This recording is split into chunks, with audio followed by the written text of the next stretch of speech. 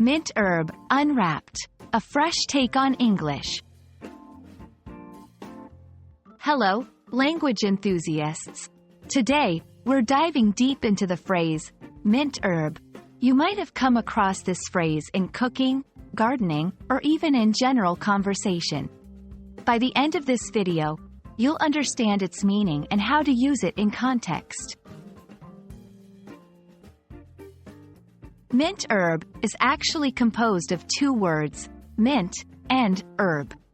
Let's explore them individually. Mint. Mint refers to a type of aromatic plant. It's well known for its fresh scent and flavor. People use it in foods, drinks, and even as a decorative plant in gardens. Herb. An herb is a plant or a part of a plant used for its flavor, scent, or therapeutic properties. Common herbs include basil, rosemary, and oregano. And yes, mint is one of them. So when we say mint herb, we're specifically talking about the mint plant in the context of its culinary or aromatic use. Understanding a phrase is great, but knowing how to use it in context is even better. Here are some sample sentences. 1. I added some mint herb to the salad for a fresh flavor. 2. The garden has a lovely patch of mint herb near the fountain. 3. You can brew mint herb for a refreshing tea. Did you know there are multiple varieties of mint?